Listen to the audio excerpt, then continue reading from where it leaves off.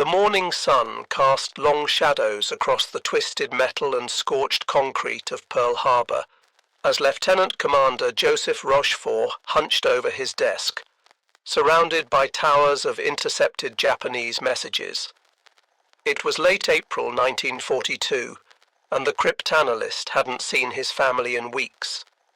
His uniform was wrinkled, his eyes bloodshot, but his mind was sharper than ever. Something big was coming. He could feel it in the patterns of enemy communications, in the increased radio traffic that flowed through Station Hypo like a river threatening to burst its banks. Outside his windowless office in the basement of the 14th Naval District Administration building, the Pacific Fleet was a shadow of its former self. 4 battleships lay on the harbor bottom. Hundreds of aircraft had been destroyed. More than 2,000 Americans had died on that infamous December morning. The Japanese had struck with precision and overwhelming force, leaving America's Pacific defenses in ruins. But Rochefort knew something the Japanese didn't. The Americans weren't beaten. They were learning, adapting, and preparing to strike back. "Sir, another intercept from the Japanese Fourth Fleet," said one of his cryptanalysts, placing a freshly decoded message on Rochefort's cluttered desk. The young officer's face showed the strain of endless hours spent wrestling with the enemy's naval code. "They're requesting additional supplies for something called Operation MI. Rochefort's tired eyes suddenly blazed with intensity. For weeks, his team had been tracking fragments of a massive Japanese operation. The enemy was planning something that would dwarf even Pearl Harbor. But where? When? The coded designation AF appeared repeatedly in the intercepts, taunting them with its mystery. If they could crack this puzzle, they might turn the tide of the entire war. Admiral Chester Nimitz stood at the window of his headquarters, gazing out at the salvage crews still working to raise the sunken battleships. The white-haired Texan had taken command of the Pacific Fleet at its darkest hour, inheriting a demoralized force and an enemy that seemed unstoppable. Behind him, his intelligence officer, Commander Edwin Layton, cleared his throat nervously. "Admiral, Rochefort's team believes they've identified a pattern in the Japanese communications," Layton reported. "Something major is being planned for early June. The scale suggests it's their largest operation since the war began." Nimitz turned from the window, his ice-blue eyes focused intently on Layton. The Admiral had learned to trust his intelligence officers, even when their conclusions seemed impossible. Unlike many senior commanders who dismissed code-breaking as unreliable guesswork, Nimitz understood that information was the most powerful weapon in modern warfare. "How certain are they?" Nimitz asked, his voice carrying the weight of command. Every decision he made could mean life or death for thousands of sailors and Marines.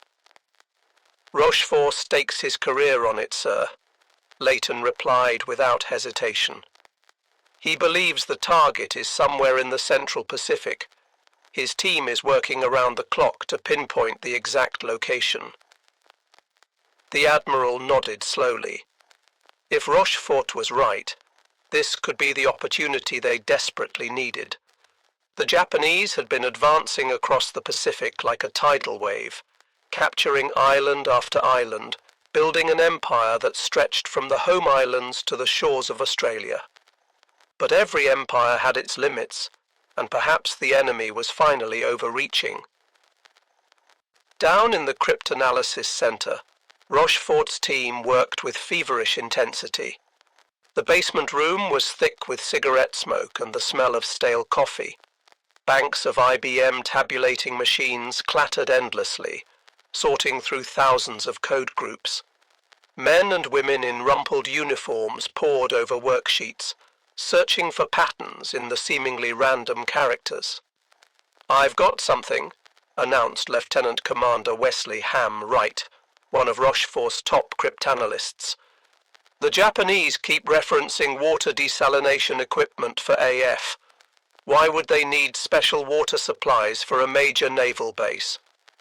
Rochefort felt the pieces clicking into place. A location that would need additional water supplies, somewhere strategically important enough to warrant a massive operation. His mind raced through the possibilities, and suddenly he knew. It had to be Midway Atoll, the tiny American outpost that guarded the approaches to Hawaii. One of his subordinates, Lieutenant Commander Jasper Holmes, proposed an ingenious plan. What if we have Midway report water supply problems? If the Japanese mention it in their coded traffic, we'll know AF is Midway. Get me a secure line to Leighton, Rochefort ordered. Tell Midway to send an emergency message in plain language saying their water distillation plant has broken down. Meanwhile, aboard the carrier USS Enterprise, Admiral William Bull Halsey lay in sick bay, his body ravaged by a severe case of dermatitis. The aggressive commander who had led the early carrier raids against Japanese-held islands was now too ill to stand. His task force was about to sail into the most important battle of the war, and he wouldn't be leading it. "Bill, you look like hell," said Admiral Raymond Spruance, visiting his old friend. The two men were opposites in many ways. Halsey was bold and instinctive, while Spruance was calculating and methodical. But they shared a deep respect for each other and an unshakable determination to defeat Japan. "Ray, I'm giving you my command," Halsey said weakly. "Take my boys and hit those bastards hard. They trust you, and so do I." Spruance nodded solemnly. He had never led carriers in combat before, but he understood the principles of naval warfare better than almost anyone. More importantly, he knew how to listen to his subordinates and make decisions based on facts rather than emotion. These qualities would soon be tested in ways no one could imagine. On Midway itself, Marine Colonel Harold Shannon inspected his ragtag collection of aircraft. The tiny atoll's air group was a mixed bag of obsolete Brewster Buffalo fighters, already proven inferior to the Japanese Zero, alongside a handful of newer Wildcat fighters and various bombers. His pilots were mostly green, fresh from training with little combat experience. "Colonel, are we really expected to stop the Japanese Navy with these?" asked Major Lofton Henderson, gesturing at the lined-up buffaloes. The Marine aviator knew the reputation of these planes, nicknamed flying coffins by their pilots. "We'll stop them or die trying," Shannon replied grimly. "Every minute we can delay them gives the Navy a better chance to hit their carriers. That's our job, Major. Buy time with everything we've got." Back at Pearl Harbor, confirmation came through that electrified Rochefort's team. Japanese intelligence had reported in their coded messages that AF was experiencing water shortages. The target was definitely Midway. Armed with this crucial intelligence, Nimitz called his senior commanders to an urgent meeting. "Gentlemen, we know where they're going and approximately when," Nimitz announced to the assembled officers. "The Japanese are sending at least 4 carriers to attack Midway in early June. This is our chance to ambush them." Captain Miles Browning, Halsey's chief of staff who would now serve under Spruance, studied the intelligence reports. "Sir, our pilots are reporting at least 6 Japanese carriers operational. If they bring them all—" "They won't," Nimitz interrupted with quiet confidence. "Our intelligence indicates they're splitting their forces. 2 carriers are heading for the Aleutians as a diversion. That leaves 4 for Midway, and we'll be waiting with 3. The mathematics were still daunting. The Japanese carriers, Akagi, Kaga, Soryu and Hiryu, were veterans of Pearl Harbor and the Indian Ocean raids. Their pilots were the best in the world, with years of combat experience. The American carriers, Enterprise, Hornet, and Yorktown, had brave crews but far less experience.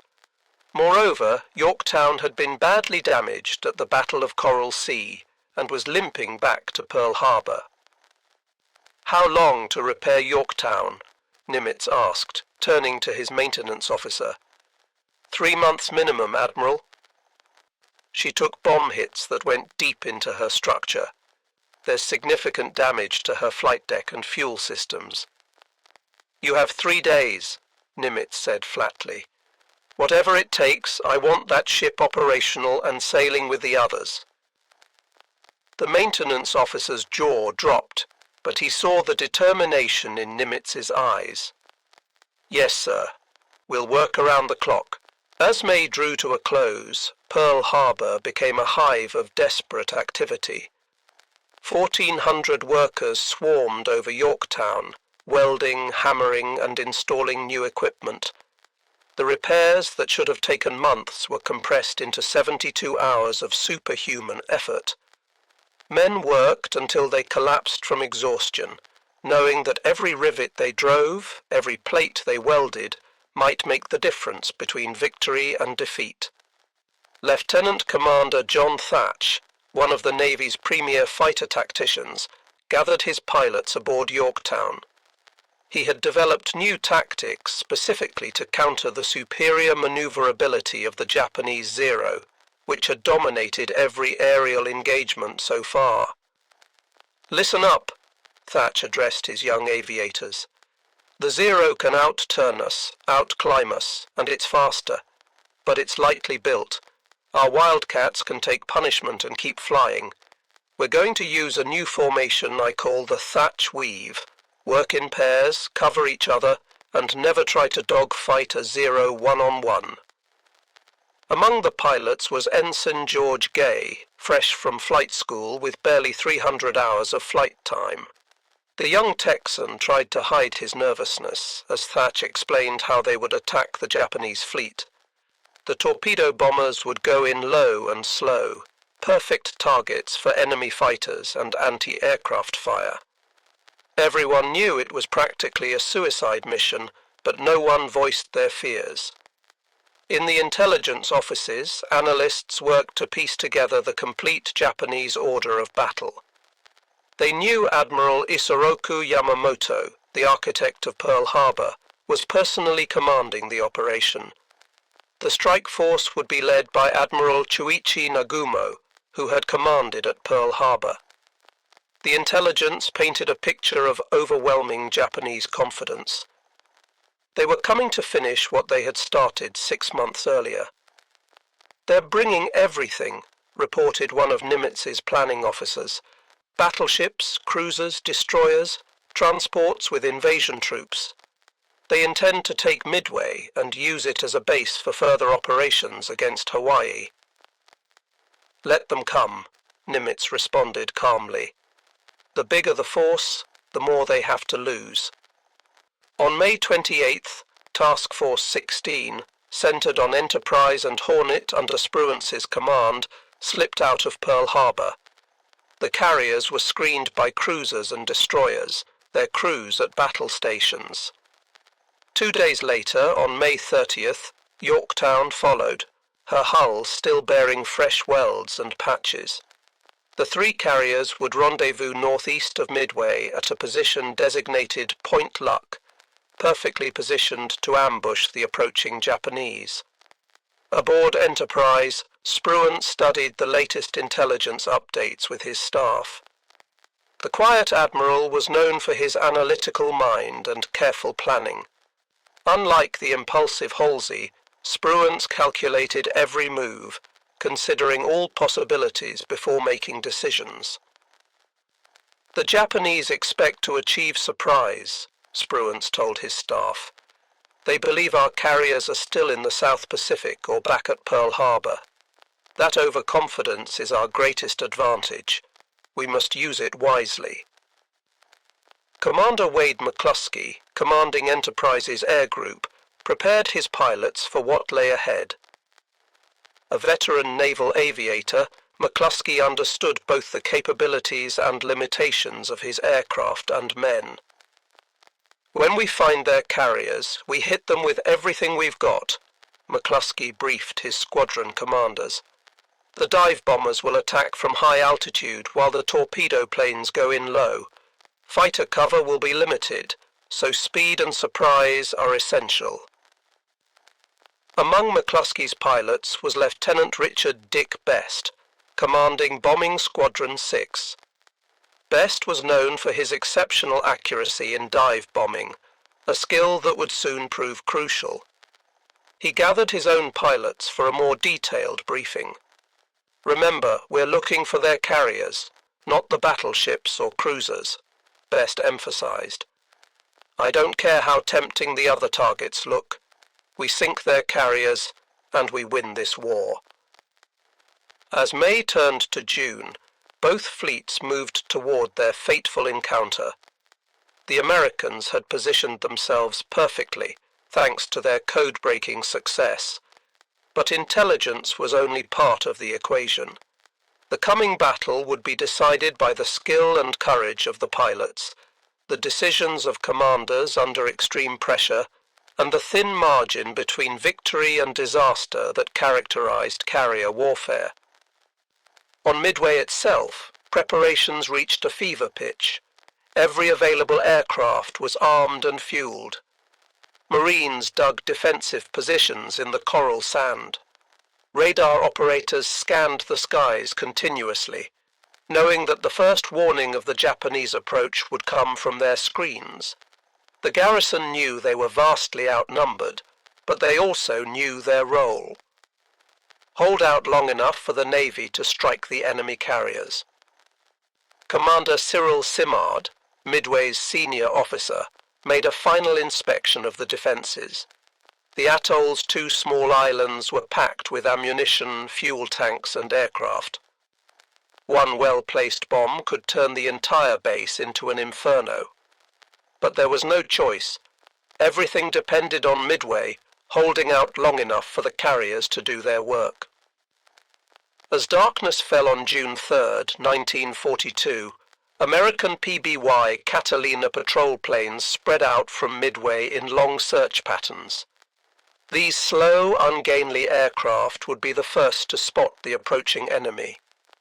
Their crews knew that making contact with the Japanese fleet meant almost certain death, as the lumbering patrol planes were easy prey for Zero fighters.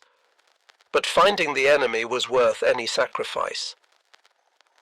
At 0900 on June 3rd, Ensign Jack Reed, piloting a PBY, spotted ships on the horizon. "Sighted main body," he radioed. "Bearing 262, distance 700 miles. The Japanese invasion force had been found, but the carriers remained hidden.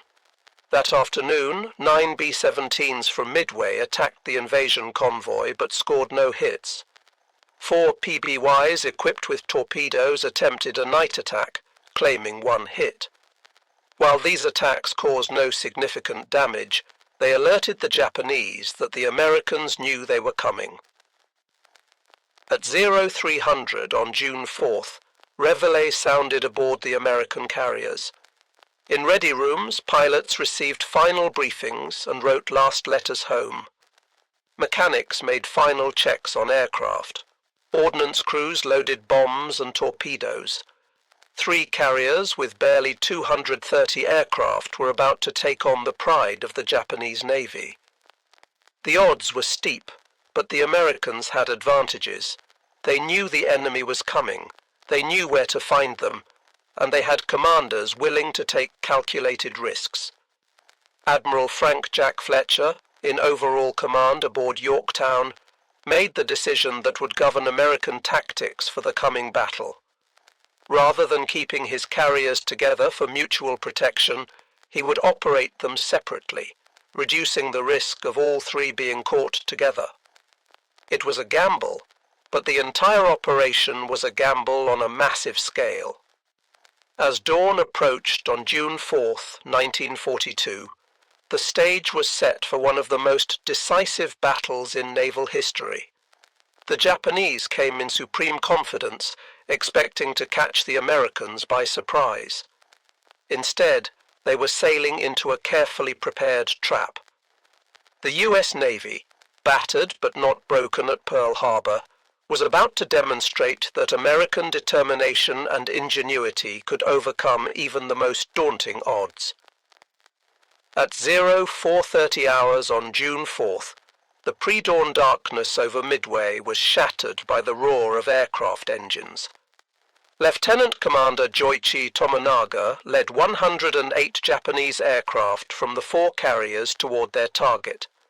The attack force included 36 torpedo bombers carrying conventional bombs for ground attack, 36 dive bombers, and 36 Zero fighters for escort. As they formed up in the darkness, not one of the Japanese aviators suspected that American carriers lurked nearby, waiting. On Midway, radar operators detected the incoming strike at 0552. Many planes bearing 320 degrees, distance 93 miles, the operator reported, his voice steady despite his racing heart.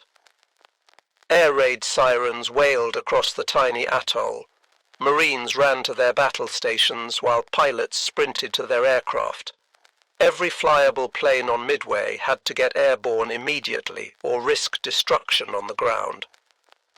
Major Lofton Henderson led Marine Scout Bombing Squadron 241 into the dawn sky, including his obsolete Buffalo fighters, knowing they were heading into a massacre. The Buffalo was slower, less maneuverable, and more lightly armed than the Zero. But Henderson's Marines had absolute determination to protect their base at any cost. "Enemy fighters, 12 o'clock high." The radio crackled with warnings as the Marines met the incoming strike force head-on. The Zeros pounced on the American fighters like hawks among pigeons.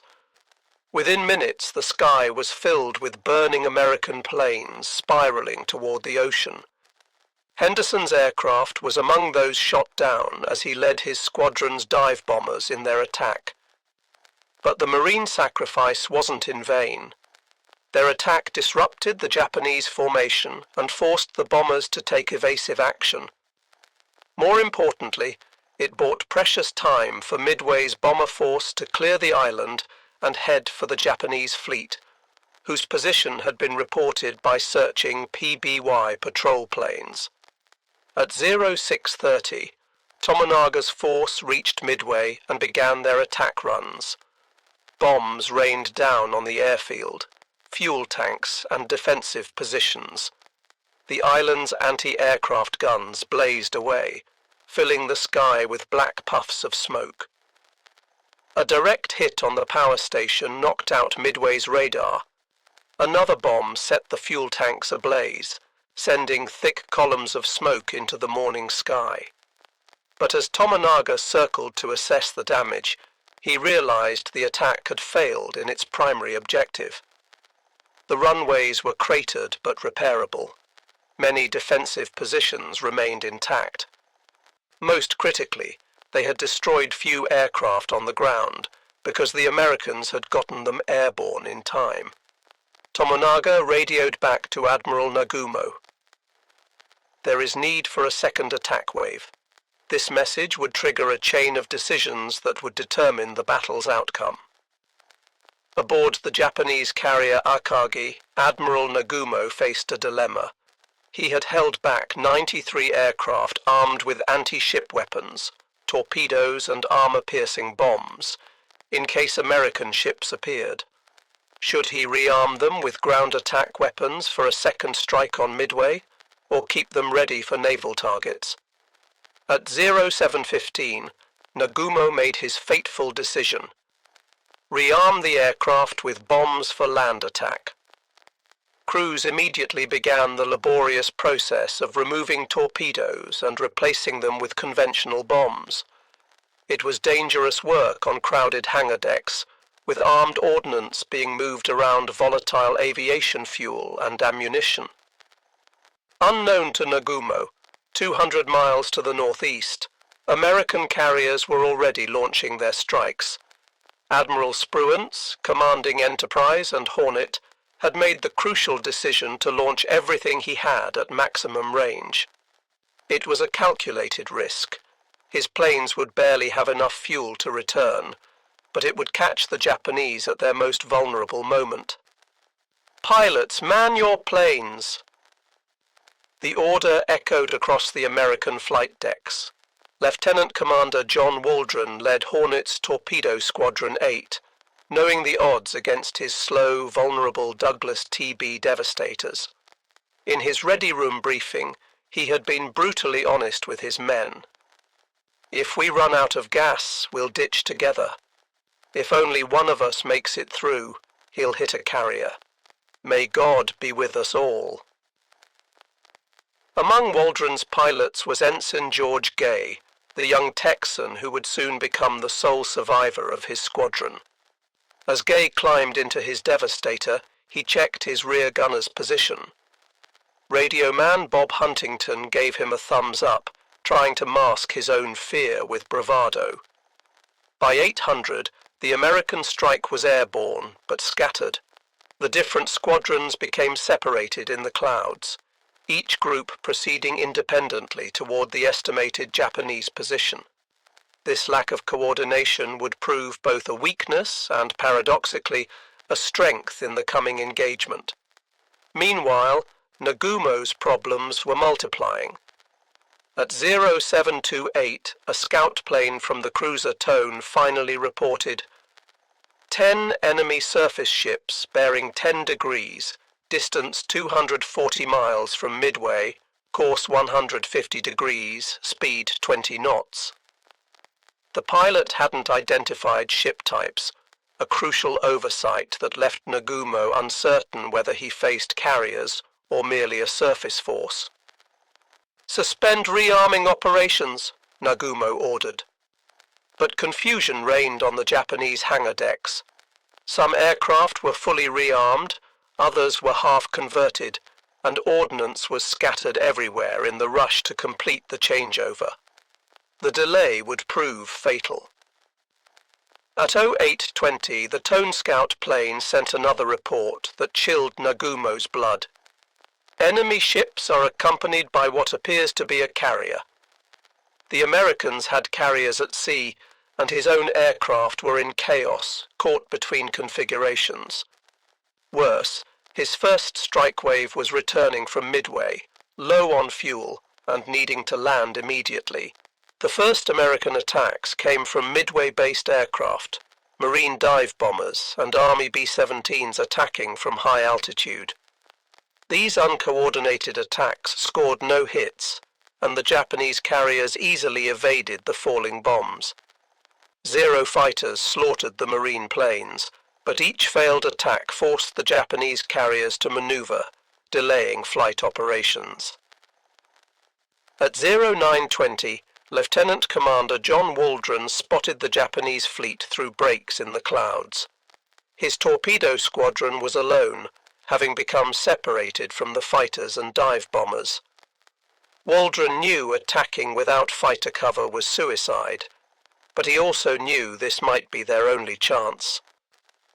"Attack immediately," Waldron ordered, leading his 15 Devastators down toward the Japanese carriers. The Zeros were waiting. As the slow torpedo bombers lumbered toward their targets at wave-top height, the Japanese fighters attacked ferociously. One by one, the Devastators burst into flames and crashed into the sea. Ensign Gay watched in horror as his squadron mates died around him. Waldron's plane was hit and cartwheeled into the ocean. Others exploded in mid-air or broke apart under the concentrated fire. Gay pressed on, his gunner Huntington firing desperately at the swarming Zeros until he was killed by a burst of cannon fire. Gay released his torpedo at the carrier Soryu, then flew directly over the ship so low he could see the faces of Japanese sailors. Moments later, his plane was riddled with bullets and crashed into the sea. Wounded but alive, Gay inflated his life jacket and hid under a floating seat cushion, becoming an unwilling spectator to the battle's climax. Torpedo Squadron 8 had been annihilated. All 15 devastators were shot down. Of 30 men, only George Gay survived.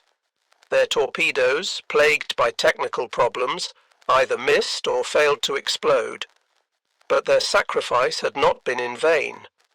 The attack had pulled the Japanese fighter cover down to sea level, leaving the high altitudes undefended. More American torpedo squadrons arrived and met similar fates. Enterprise's Torpedo Squadron 6 lost 10 of 14 aircraft. Yorktown's Torpedo Squadron 3 lost 10 of 12. The obsolete devastators and their defective torpedoes seemed to validate Japanese confidence in their superiority. But the repeated attacks were forcing constant evasive maneuvers, preventing Nagumo from launching or recovering aircraft. By 1020, the Japanese carriers were in chaos. Returning aircraft from the Midway strike circled overhead, desperately low on fuel. The flight decks were crammed with aircraft being refueled and rearmed. Bombs and torpedoes were scattered on the hangar decks. Fire safety procedures were being ignored in the rush to prepare a strike against the American carriers. It was at this moment of maximum vulnerability that Commander Wade McCluskey arrived overhead with 33 dive bombers from Enterprise. McCluskey had led his squadrons on an exhausting search, flying beyond the point where fuel reserves allowed safe return. Just as he was about to turn back, he spotted a Japanese destroyer racing northeast. Correctly guessing it was heading to rejoin the main force, McCluskey followed its course. At 10:22, McCluskey's perseverance was rewarded. Through breaks in the clouds, he saw the Japanese carriers spread out below, their flight decks packed with aircraft. No Zeros challenged him at altitude. They were all at sea level, finishing off the last torpedo bombers. McCluskey split his force, assigning squadrons to different targets, and gave the order millions of Americans had been waiting for since Pearl Harbor. Attack immediately. Lieutenant Dick Best led his squadron toward Akagi, Nagumo's flagship. As he pushed over into his dive, Best kept his eye on the growing shape of the carrier. At 2,500 feet, he released his 1,000-pound bomb and pulled out sharply. Behind him, his wingmen followed in precise sequence. Most bombs missed. The pilots were exhausted and diving through anti-aircraft fire, but Best's bomb was perfectly placed. It punched through Akagi's flight deck and exploded in the hangar deck among fueled and armed aircraft. The result was catastrophic. Secondary explosions rippled through the ship as fuel and ordnance detonated in a chain reaction. Within minutes, Akagi was an inferno. Simultaneously, Kaga was hit by at least 4 bombs from McCluskey's other squadron. The hits started uncontrollable fires among the packed aircraft. At nearly the same time, Lieutenant Commander Max Leslie's dive bombers from Yorktown scored 3 direct hits on Soryu in a textbook attack. Within 6 minutes, 3 of Japan's premier carriers were burning wrecks. From his hiding place in the water, Ensign Gay watched the Japanese carriers explode. The ships that had seemed so invincible moments before were now funeral pyres. He could see Japanese sailors abandoning ship, leaping into the oil-covered ocean to escape the flames. The bodies of his squadron mates floated nearby, but their sacrifice had made this moment possible. Admiral Nagumo, forced to transfer his flag from the burning Akagi to a cruiser, was in shock. 3/4 of his striking power had been eliminated in minutes. Akagi, Kaga, and Soryu were finished. Only Hiryu remained operational, racing northwest to escape while launching a counterstrike. The Japanese Navy's aura of invincibility, built through 6 months of victories, had been shattered. But the battle wasn't over. Hiryu's counterstrike found Yorktown early that afternoon. Despite determined defense by fighters and anti-aircraft fire, Japanese dive bombers scored 3 hits that left the American carrier burning and listing. Damage control parties fought desperately to save the ship, and their efforts seemed successful until a second strike by torpedo bombers put 2 more torpedoes into Yorktown's hull. Admiral Fletcher transferred to a cruiser, passing tactical command to Spruance. Yorktown's crew abandoned ship, but the tough carrier refused to sink. She would remain afloat until June 7th, when Japanese submarine Y-168 found her and delivered the final torpedo hits that sent her to the bottom. The loss of Yorktown was painful, but by then Hiryu had joined her sisters in destruction. Late on June 4th, dive bombers from Enterprise found the last Japanese carrier and left her burning from stem to stern. 4 Japanese carriers, the core of the force that had attacked Pearl Harbor, now lay on the bottom of the Pacific.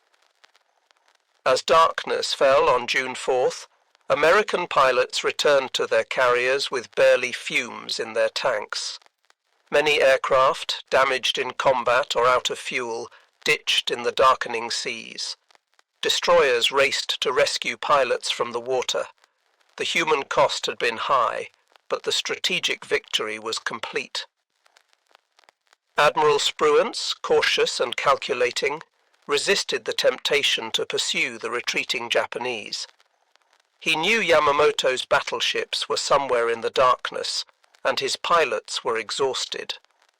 Better to preserve his victory than risk his carriers in a night engagement where battleship guns could be decisive.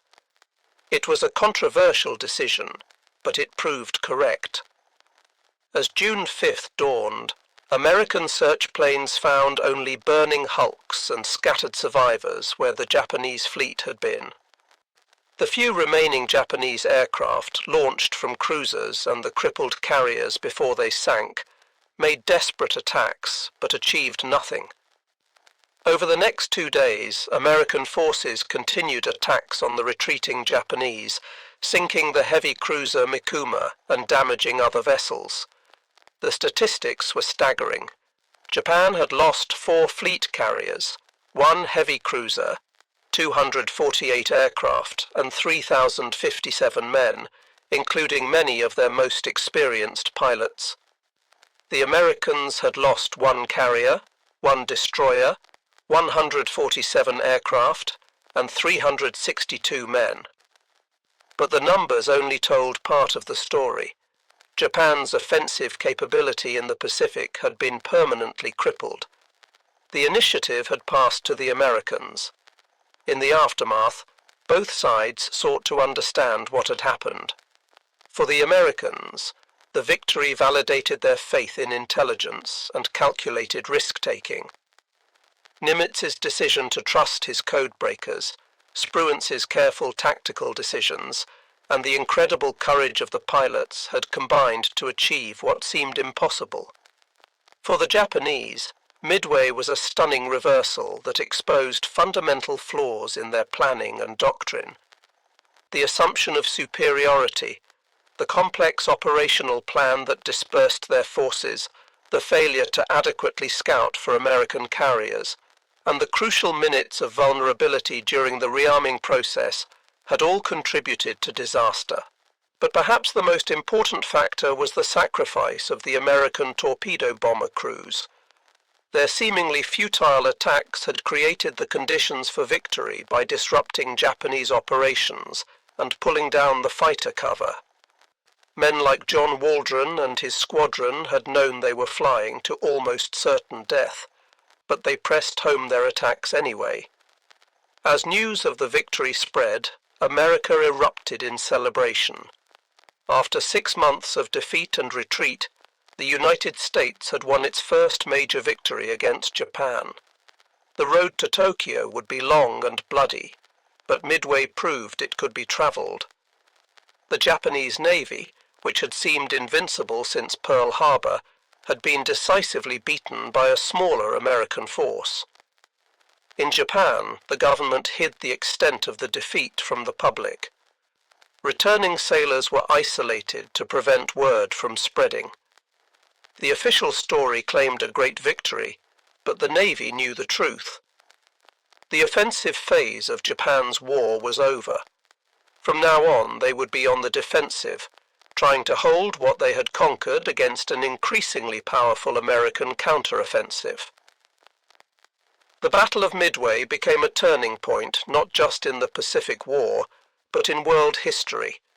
It demonstrated that intelligence, properly used, could overcome numerical disadvantage. It showed that courage and sacrifice, even in apparent failure, could create opportunities for victory. Most importantly, it proved that the United States had the will and capability to defeat even the most formidable enemy.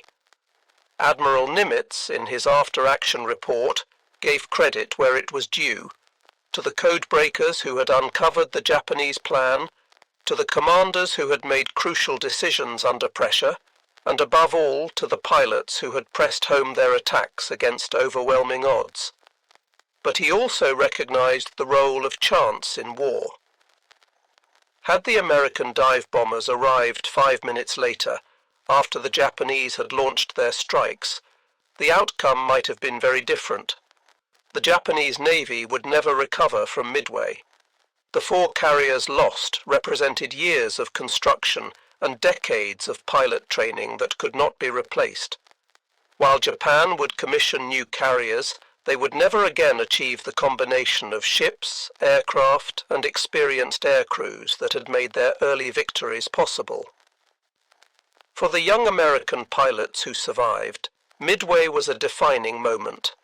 Men like Dick Best, who had placed the bomb that doomed Akagi, would continue flying throughout the war, but nothing would match the intensity of those few minutes over the Japanese fleet.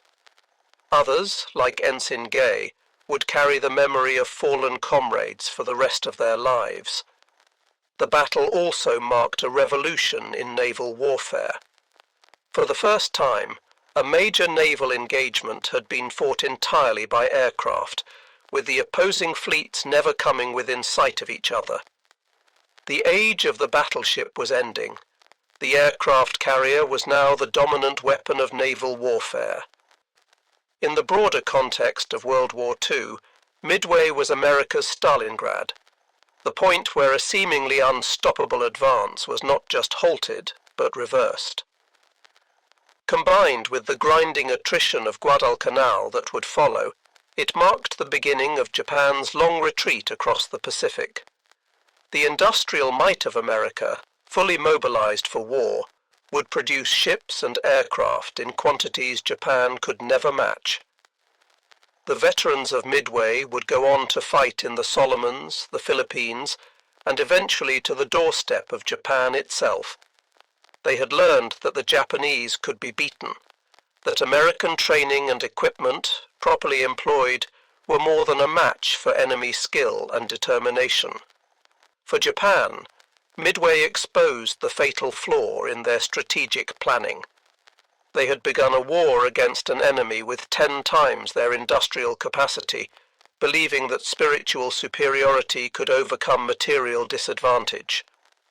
The Americans had shown at Midway that they possessed both material strength and the will to use it. The codebreakers, who had made victory possible, received little public recognition during the war. Their work remained classified for decades.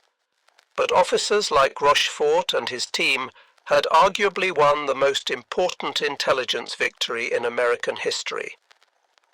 By solving the puzzle of AF and predicting Japanese movements, they had given Nimitz the information needed to position his forces perfectly.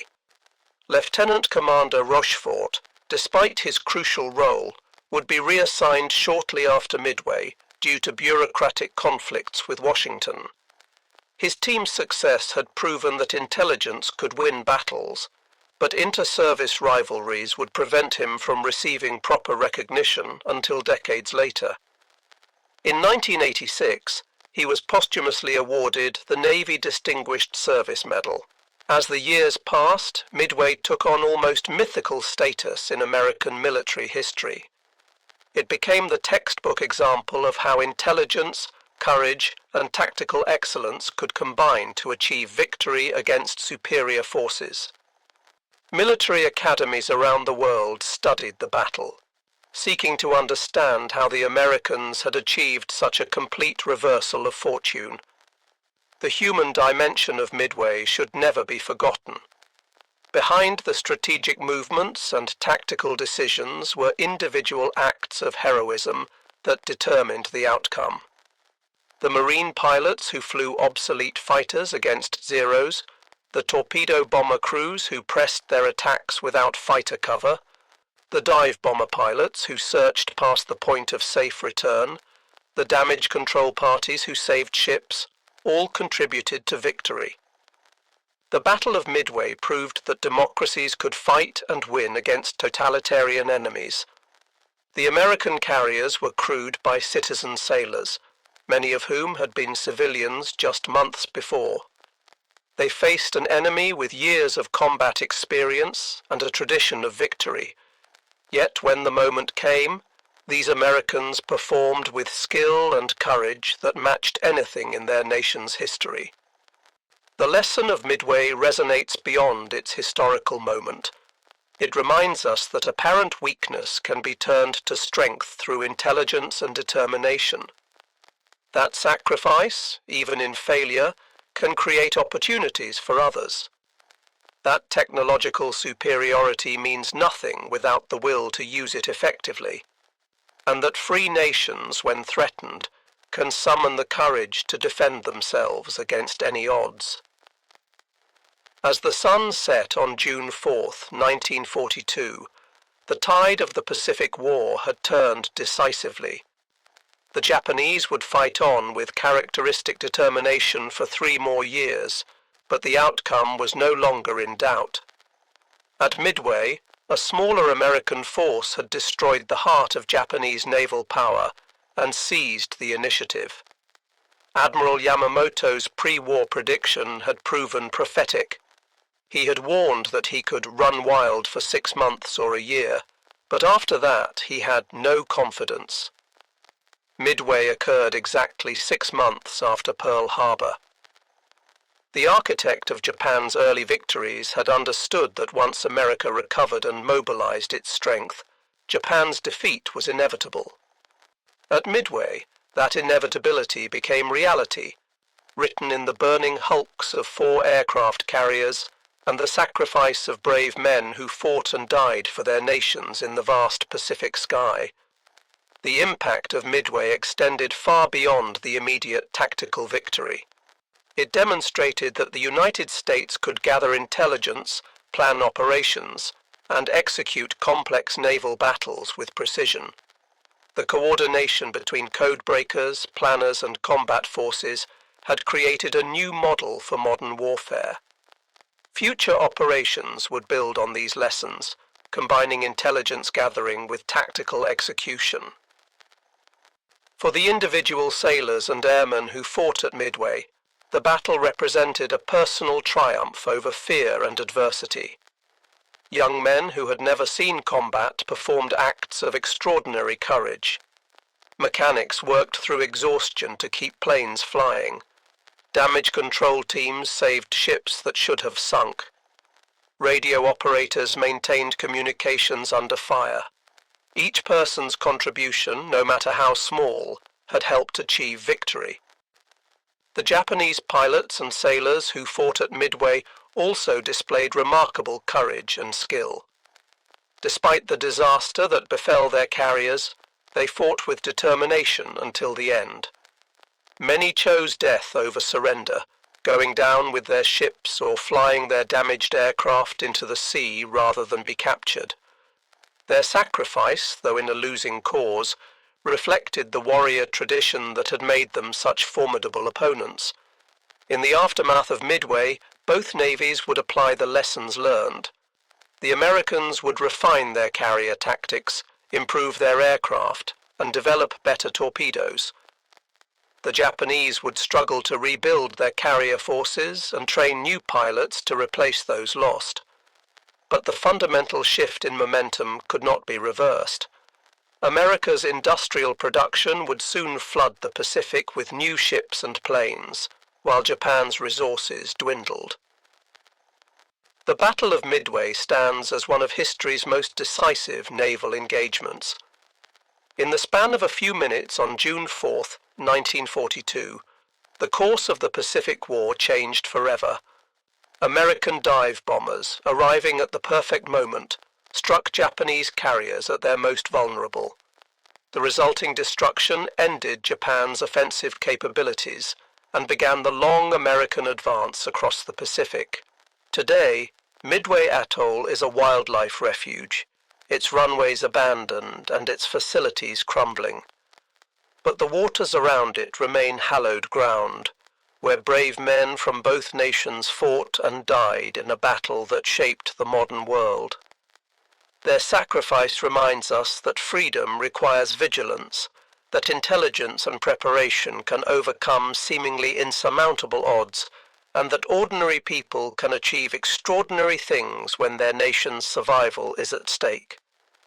The legacy of Midway lives on in the United States Navy's emphasis on intelligence, carrier aviation, and flexible tactics.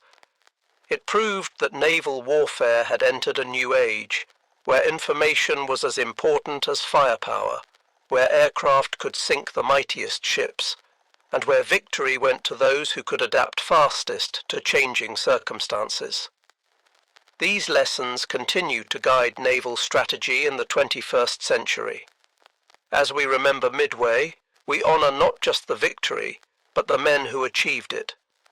From Admiral Nimitz making strategic decisions at Pearl Harbor, to Ensign Gay floating in the ocean watching his squadron's sacrifice bear fruit, each participant played a vital role. Their combined efforts turned potential defeat into decisive victory, changing the course of history and demonstrating that free peoples, united in purpose, can overcome any challenge.